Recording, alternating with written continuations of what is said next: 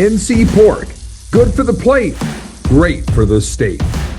I think the fans will pack Kenan Stadium this weekend to see the Richmond Spiders and the Tar Heels play.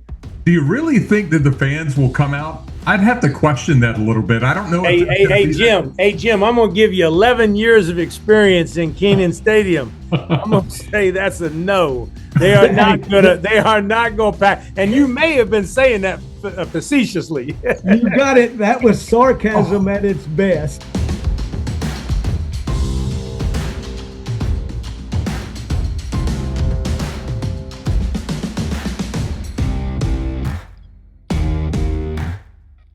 Welcome into week 3 of Bold North State Football Daily here on the North Carolina Sports Network. I am Mike Waddell, your humble host, joined by the two coaches who make our staff the best anywhere in North Carolina media. We're talking about our offensive coordinator, Tim Brewster, the former interim head coach at Charlotte, the former head coach at Minnesota, and a former national champion at Florida State. Then we go to our defensive coordinator. His name is Jim Collins, a proud Elon graduate, assistant coach at Duke, Florida State, the Washington Redskins, North Carolina, Appalachian State. He's been everywhere, including Europe in the European League of Football. Together, they are Tim Brewster and Jim Collins, and this is Bold North State Football Daily. Guys, right out of the chute, we've gone through 2 weeks of watching college football here in the Bold North State, and I've got to tell you, but dadgummit, if it doesn't look like college football in North Carolina might go through another year with no major Division I program. North Carolina, NC State, Duke, Wake Forest, East Carolina, Charlotte, or Appalachian State being extraordinary. Is this just my imagination, or have you seen things that would give you hope that one of these teams possibly could take that leap forward and vault to the top of the North Carolina college football class?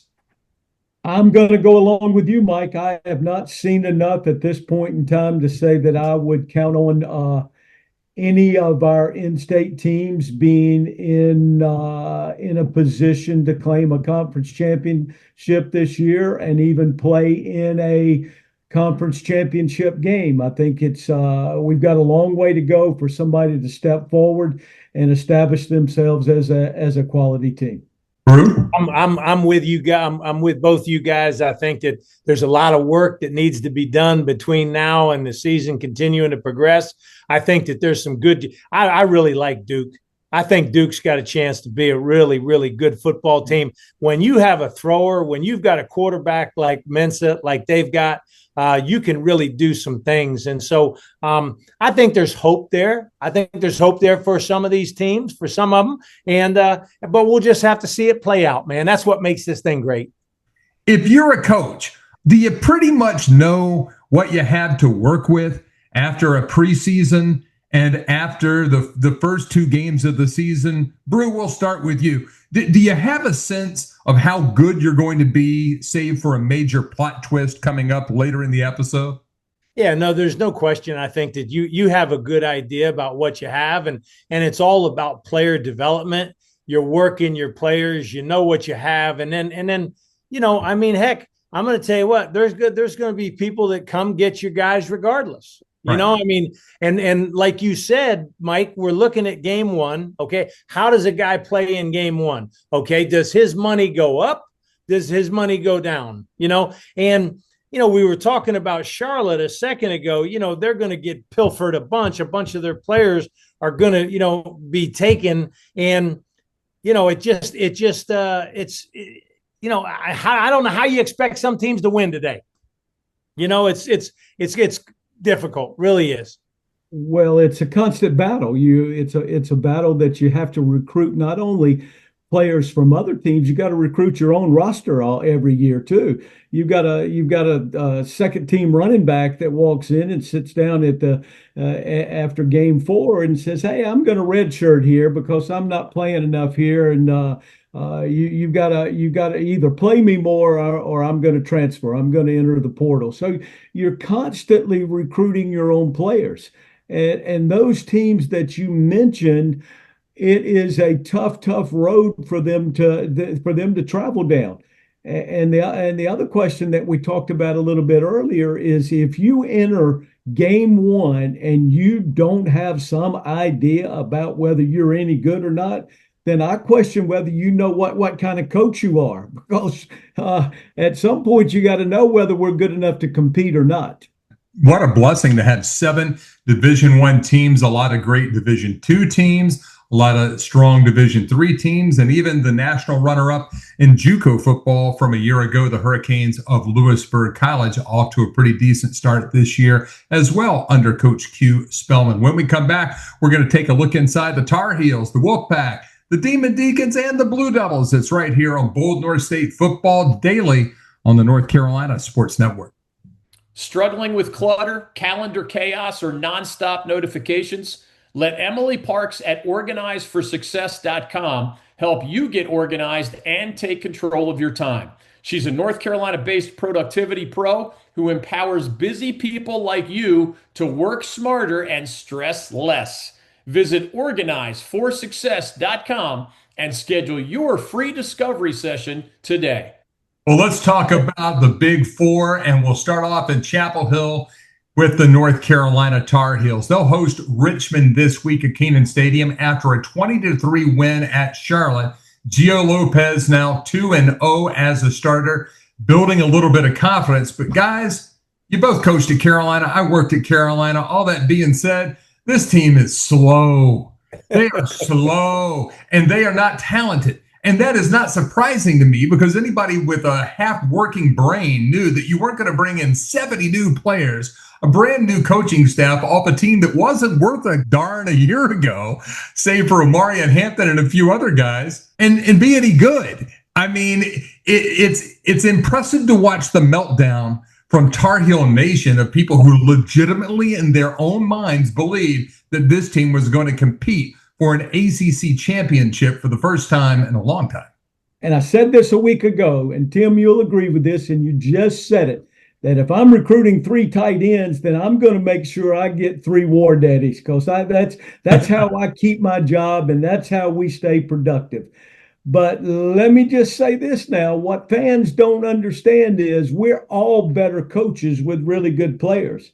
Right. And you go out and sign 70 new ones, tell me, and I yield to you two guys, tell me of those 70, tell me a guy that was a great player at another place that is now playing for the University of North Carolina. And if you say Gio Lopez, then I'll say maybe. I mean, there's a big difference between South Alabama and North Carolina. Got to play right now. I mean, the school that he's coming from, Major Applewhite, if he really wanted to keep Gio, well, golly, he would have done so. I would have thought, and if it was just a financial thing, a money thing where they just couldn't, North Carolina up the ante to the point where they couldn't match, then I get it, But in most instances, I don't think that you're going to really upgrade yourself unless it's just, like I said, unless it's a pure financial deal. The QB command, we talked about it a week ago. We thought that maybe Max Johnson was going to get the start because of the injury late in that opening game by Gio Lopez, but Lopez came back and played the entire time. It didn't look like his full command of the playbook was there. Is that because there's a lack of confidence from Freddie Kitchens in the quarterback, or in the ability of the wide receivers to stay true to their routes? Everybody can see that the University of North Carolina is struggling on the offensive side of the ball, and they're struggling from a talent standpoint. I think that there's some things schematically there with the passing game that they need to improve upon in a real hurry, because right now, just point blank, they are not a good offensive football team. And Freddie's the play caller, and you love to hope that maybe there's some magic play calls that he can make, and they're going to really, they can really get better and all this and that. But I only think there's so much of that. And Freddie's a veteran, experienced coach, and but as of right now, they're not getting it done. But it sure did look like Connor Harrell had a pretty easy time at navigating through that Carolina defensive secondary. If not for a few key drops, that could have been a very different game, almost like, Brew, as you'll remember, a year ago in Chapel Hill. Well, Connor was 25 out of 41 for 250 yards and probably had 4 or 5 drops within that. They struggled in protection to protect him, so he was scrambling around, made some plays with his feet at the same time. I think Carolina made some progress on defense. I still don't see that they're extremely talented. I don't see that they run extremely well overall. I haven't watched them close enough to know about scheme wise and all that, but it's been a struggle. Now it'll be a whole lot better this week. They're playing a Richmond team that's 1-1 that beat Wofford and lost to, who did they lose to? They beat Wofford and lost to Lehigh. I think the fans will pack Kenan Stadium this weekend to see the Richmond Spiders and the Tar Heels play. Do you really think that the fans will come out? I'd have to question that a little bit. I don't know. Hey, Jim, I'm going to give you 11 years of experience in Kenan Stadium. I'm going to say that's a no. They are not going to pack. And you may have been saying that facetiously. You got it. That was sarcasm at its best. I can tell I you. love it. They will be lucky to have 35,000. I mean, what's it going to be like when they're playing Clemson here in a few weeks? Well, it's all going to be interesting. Those guys are good coaches, and they're going to get better as things move along. Yeah. But again, and Brew, Mike, I said this a week ago, and I say this all the time, and I'll be critical of myself. I am a damn hell of a lot better coach when I've got really good players. And you know what? Really good players make us all better coaches. I'm saying it in a little different way right now. Mm-hmm. I just don't know that when you turn over that many players and on a team, it's hard to develop continuity and it's hard to develop team spirit. And I don't care what anybody says, it still takes that to win games this day and time in college football. So whether they can develop that continuity in the next few weeks, because they go Richmond this week and then they go UCF before it gets a little bit tougher after that. Brew, I'll give you the last word on Carolina as we head on to talk about Duke in our next segment. But about the Tar Heels, right now, this is a team that, again, we've said it a few times already in this show. 70 out of 105 players are new. There's not a lot of investment into the Tar Heel brand. At what point do guys start to look around the locker room and start to think about me instead of we? You know, Mike, it's a great question, and it's one in which, I heard Mike Loxley say that he kind of lost his team, at Maryland. And right now, I think the best term to be used about North Carolina is they're in transition. Mm-hmm. They are in transition, and transition is hard. They don't have enough athletes. They don't have enough speed. You and I were we were a part of a media deal with it. It's a big man's game. Okay. Understand. I say it's a big man's game. O-line, D-line. Okay. Are they going to be able to dominate? And right now, I think North Carolina is 70 new players. Bottom line, 70 new players is only good as if there's 70 good players. Okay. Mm-hmm. If they're not good, they ain't good. But I'm not saying that they're not. I'm just saying that it's going to take Carolina some time and it's going to take some time with the coaching staff to really get in sync, get on the same page, and get these kids to buy into what they're trying to teach them. Red 93, Red 93. Sports are awesome. They're hot. But there are times, like when the QB pressure turns into hundreds of pounds of pressure on my spleen, that I wonder, is Sport Clips better than sports? Because sports plus a neck and shoulder treatment beats sports plus dog piles. Oh, that feels good on my spleen. That's not where your spleen is. It is now. Sport Clips. It's a game changer. Moving along to the Duke Blue Devils, where Jim Collins, you spent a lot of your career over wearing royal blue in Durham. The Blue Devils lose out to Coach Brewster's alma mater, 45-19. Illinois looking pretty good. Darian Mensah, he threw for 334 yards. He threw for 2 touchdowns. But Duke was playing turnover ball. I mean, 5 turnovers. Jim, you can't win football when the Blue Devils are turning the ball over 5 times in a game. 2 of those in the red zone also that Right. would have led to possible scores. The fumbled punt was at inside the 20-yard line that set up another score. I thought the Duke defense played their asses off at halftime. At halftime, if I'm not mistaken, Illinois had -2 yards rushing. Duke had sacked the quarterback 4 different times, had 10 tackles for losses. Well, all of a sudden, when you play all those snaps, and I have it written down right here, the time of possession in that game, Duke had the ball for 24 minutes. Illinois had it for 36 minutes on a hot day. So that was a huge factor in that game, not to mention the turnovers. Duke still outgained Illinois 438 to 419, even though they gave up 34 points they gave up in the third quarter, or 31 points in the third quarter. So it was difficult. I still think Duke has a chance to be a good team. Real challenge this week going to Tulane, where the quarterback just came from, but I think they still have a chance. How do you get a quarterback ready in Darian Mensah to go back and play his teammates that he ran away from for a big $4 million guaranteed check each of the next 2 years? That game's going to be dicey for Mr. Mensah.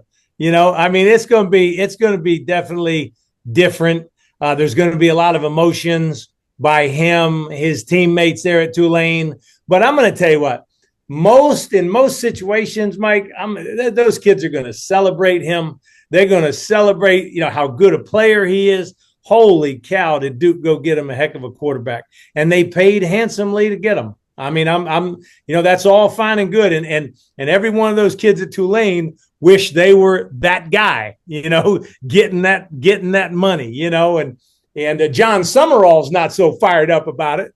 I know that. I tell you who else should be pretty excited is the receiving corps for Duke, because a lot of those balls that Mensah is throwing, Jim, 10, they're dropping them. They're hitting them right in the hands. Yeah. And you got to sit back and just say, man, did the kid actually have better receivers at Tulane than he does at Duke? But Duke is a proud team. They were a 9-win squad a year ago. And Jim, to your point, I think they have a lot of positives going on right now. Yeah. What do you gain from playing a tough opponent like Illinois, a top 10 opponent at home early in the season? And what will Manny Diaz and his coaching staff be able to glean from that experience to help their team become better in the weeks and months ahead?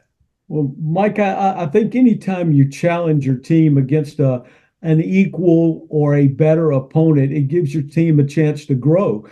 Some of these games that are being played, the 73-0 games and all that. Yeah, I don't know how much your team grows and you challenge. That's where really good coaches are show their mettle, is when you play a team like that, they dominate them and they come out and you're able to play a lot of players, but your team gets better. When you struggle against a team that you should be a great deal better than, and then you sit back and you look and you say, what kind of job are we doing? Are we motivating? Are we challenging our players enough Sunday through Friday that they're going to go out and they're going to play with the effort that it takes to establish who we are as a program? Duke had the opportunity to do that, and I thought in one half of football that they established that they could play with a so-called top 10 team, and I'm not sure Illinois is a top 10 team in this league, in this country, but I'm not sure I know who is a top 10 team in this country right now besides the Ohio States and those people. So it's an interesting challenge for you to face early in the year, and you find out a little bit more about your team. This will be a challenge for Duke. John Summerall is a good football coach, and they've done a heck of a good job at Tulane. And to go in and play them after coming off a loss to Illinois, the Blue Devils will be challenged in New Orleans.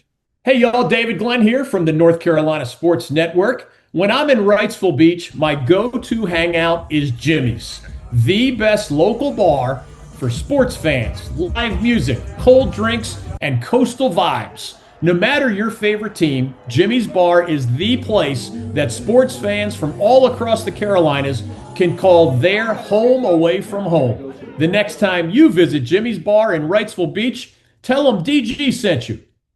NC State, huge comeback at the Carter on Saturday, winning over Virginia 35-31. Tony Elliott's Cavaliers were not expected to be very much, but NC State did struggle with Virginia for most of this game. CJ Bailey, 3 total touchdowns, 2 on the ground, 1 with his arm.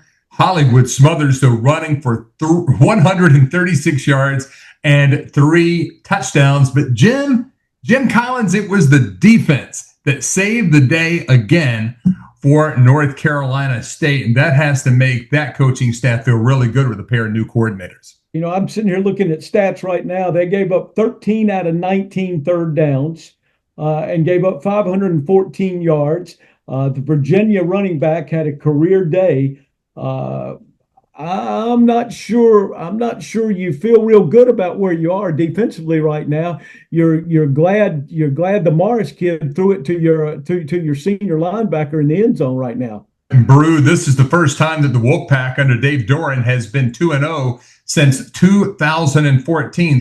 A lot of the state fans are leaving Carter Finley after those opening 2 games against East Carolina and Virginia. They're shaking their head going, man, we got to make a coaching change. We got to make a coaching change. It seems like it's a pretty tough bar here in 2025 if you're 2-0 and people are already calling for your head if you're Dave Doran and you're giving them pretty much more than they've had in the last 2.5 decades.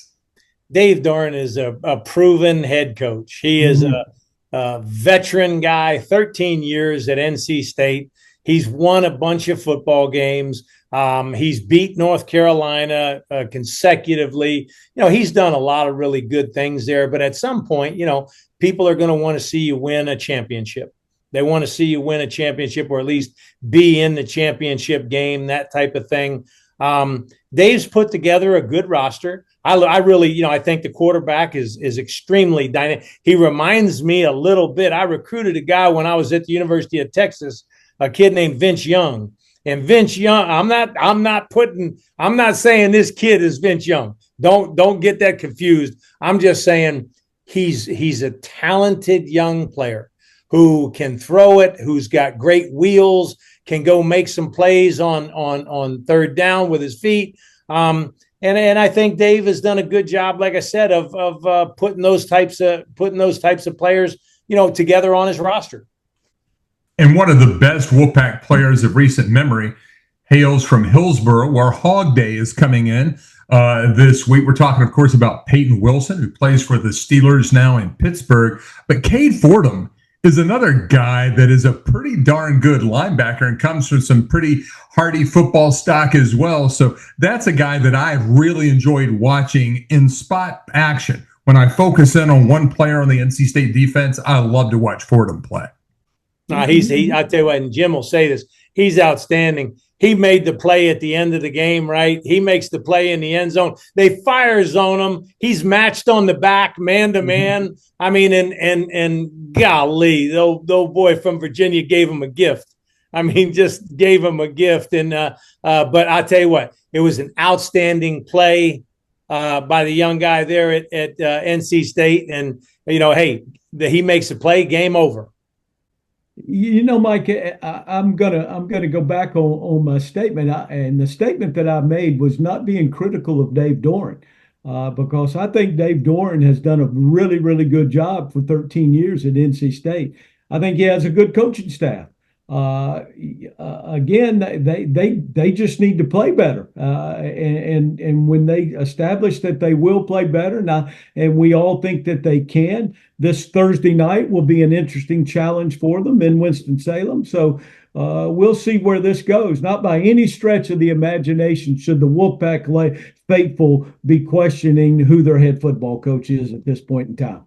Looking for real deal local flavor in Wilmington? Head to the Original Saltworks restaurant, run by Bob Hubbard and serving up Southern staples since the 1970s. Hot grits, buttery biscuits, juicy burgers and dogs. It's fast, it's fresh, and it's full of bold North State pride.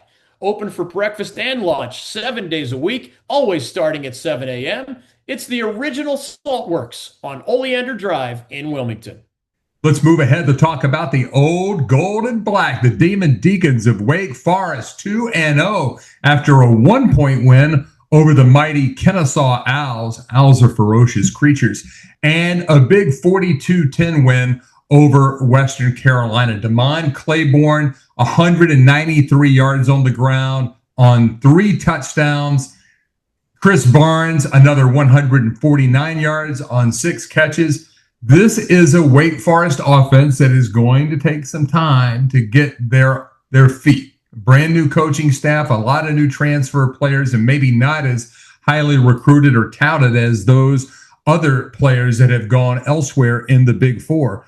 But Wake Forest, they have an opportunity coming up this week on Thursday night at home in a Legacy Stadium against NC State. And guys, you played in these Big Four games before. These get pretty ugly, and this one's coming up in week 3. I like it. I like having games that mean something and have NC State and Wake Forest going at it at Thursday Night Football on ESPN. This will be a great game. I really believe that. I mean, the Deacons put up 542 yards on Western Carolina last weekend, and with 300 and some of that being rushing. And I guess it was the one running back averaged 19.3 yards per rush. So this will be one that I look forward to watching on Thursday night. I think we'll know a lot more about who Wake Forest is. I don't know anybody on that staff. Brew, I don't know if you know anybody on that staff at this point in time either, but we'll find out exactly who they are, and I think we'll see the Wolfpack possibly take a step forward and establish who they are also. Eagles quarterback Robbie Ashford, really shaky, Brew, 227 passing yards. He had a touchdown, an interception, 2 fumbles. He was replaced by Deshaun Purdy later in the game, who was a calming presence, 42 yards and a touchdown, but maybe a question mark in the pocket for the Demon Deacons and head coach Jake Dickert? No question. You know, they need one of those guys to step up and have calmness under duress. You know, be a calm voice in a storm. And I was with Deshaun Purdy. Deshaun Purdy is a gifted young man. I mean, 6'5", 225 pounds, can flat rip the ball across, around the field, and just very, very. Ashford's the same way. Ashford's got to do a better job of taking care of the ball. Turning the ball over, that type of thing. And what I think that Dickert, what he wants, they want NC State to have to beat them. They don't want to give the game. They don't want to turn the ball over. Let's make this thing. Let's turn this thing into a slugfest, and let's see what happens, because I think that's the type of game we're going to see on Thursday night. The challenge for the Wolfpack is to go in and stop the run. And force Wake Forest to have to throw the football to beat them. So it'll be a challenge for the Wolfpack defense.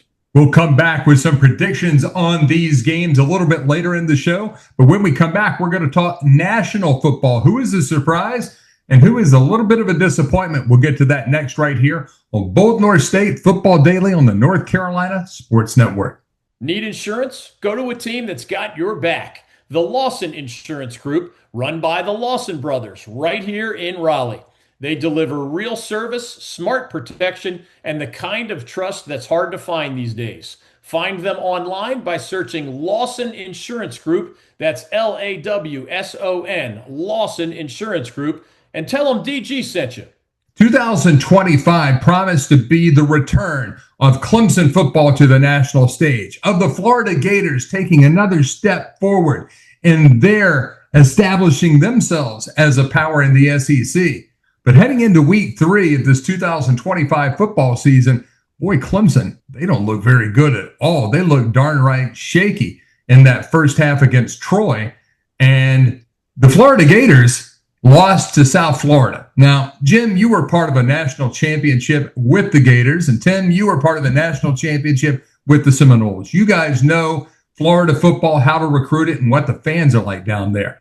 How bad is it right now for the head coach of the Florida Gators?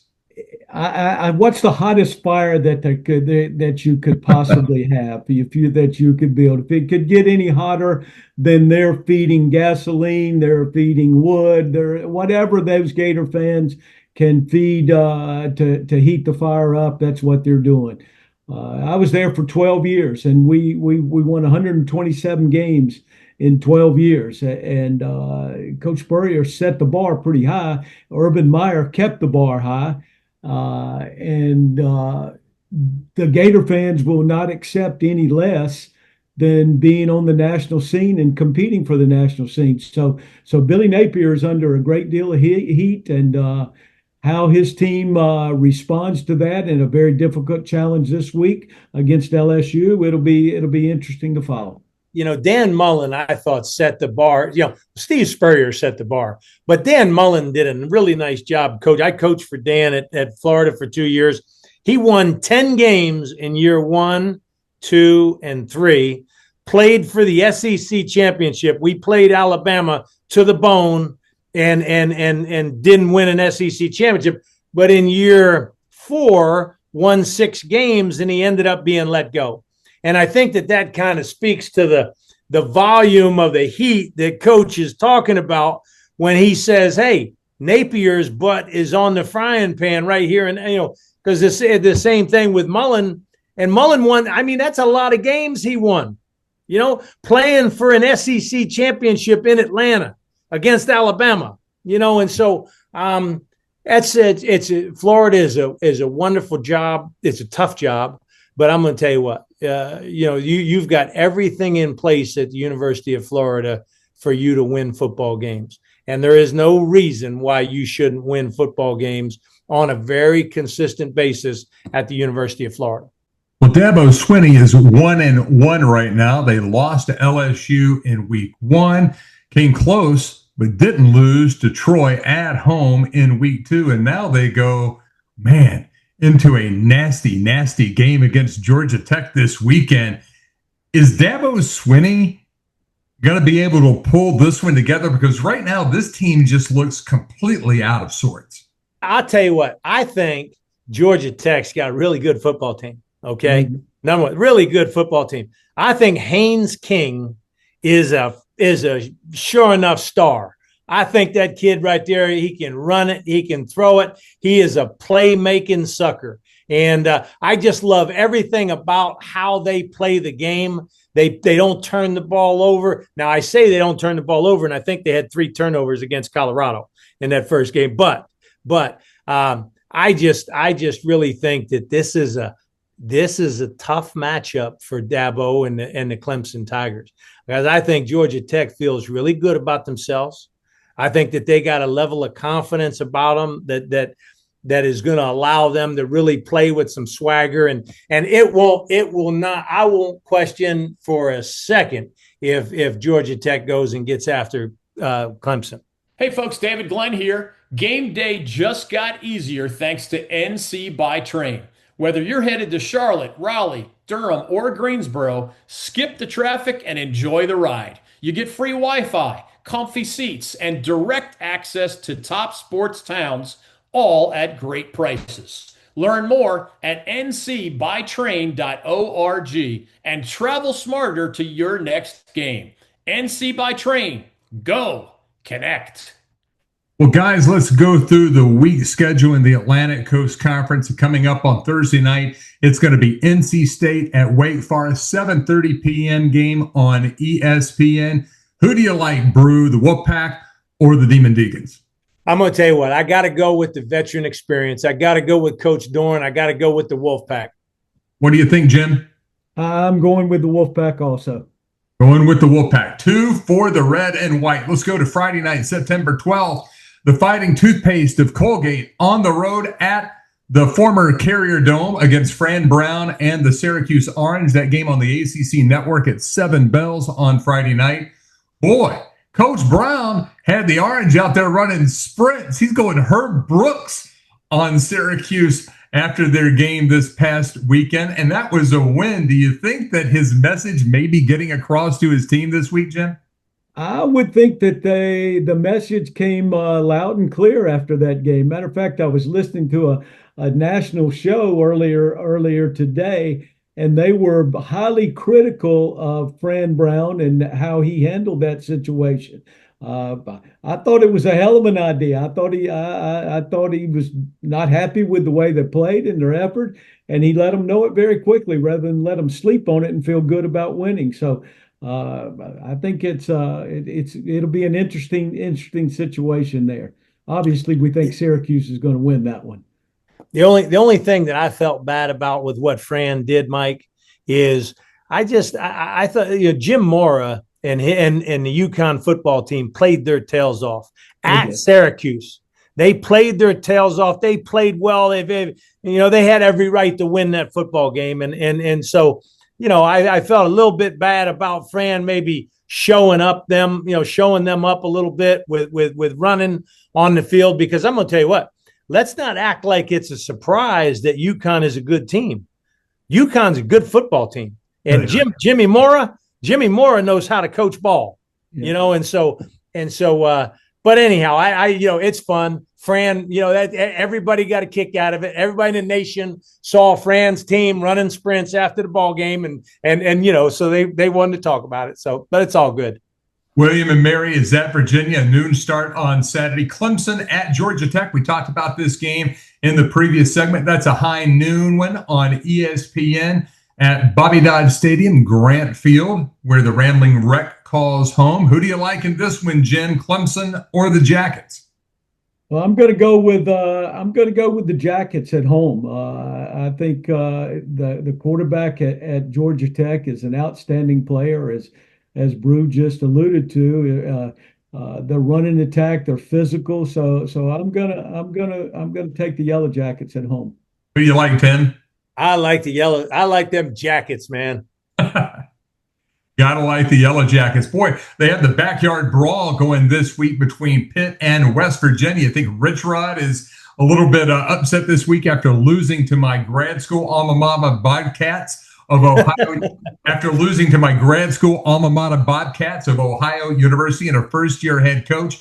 We'll go ahead and move along from Pitt, West Virginia, and go into Richmond and North Carolina. I think we're going to go with the Tar Heels there. SMU is up against Missouri State. South Florida and Miami is an interesting one. Alex Golish and the Bulls, fresh off that big upset at the Swamp, now trying to do it to Mario Cristobal in Coral Gables. What say ye, Tim Brewster? You know what?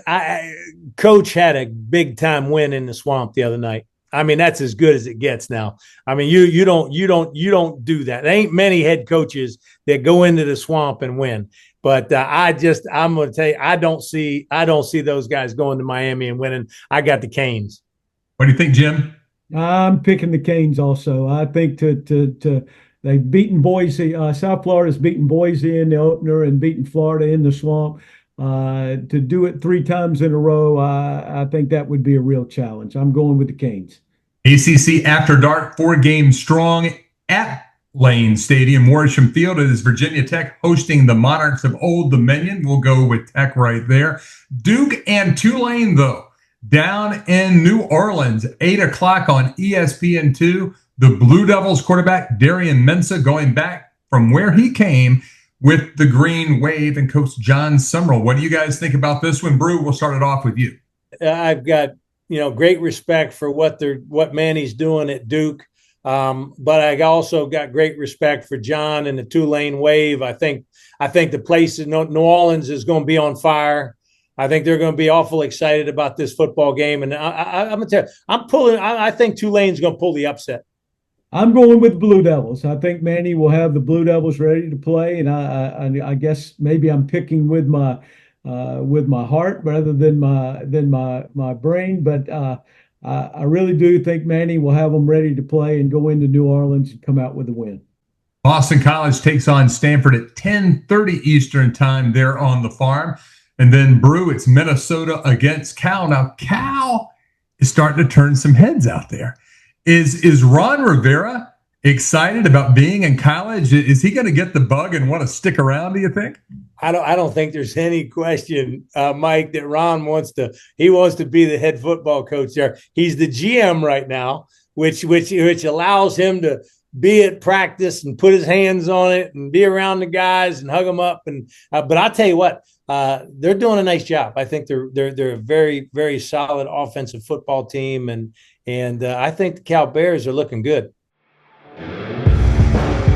This has been Bold North State Football Daily, an exclusive presentation of the North Carolina Sports Network. Make sure you follow us on social media at the NC Sports Net, and check out our website that is wall-to-wall coverage of North Carolina sports at ncsportsnetwork.com. Our foundational partner is the North Carolina Pork Council, raising the bacon, raising the bar. Telling the stories of the bold North State, this is the North Carolina Sports Network.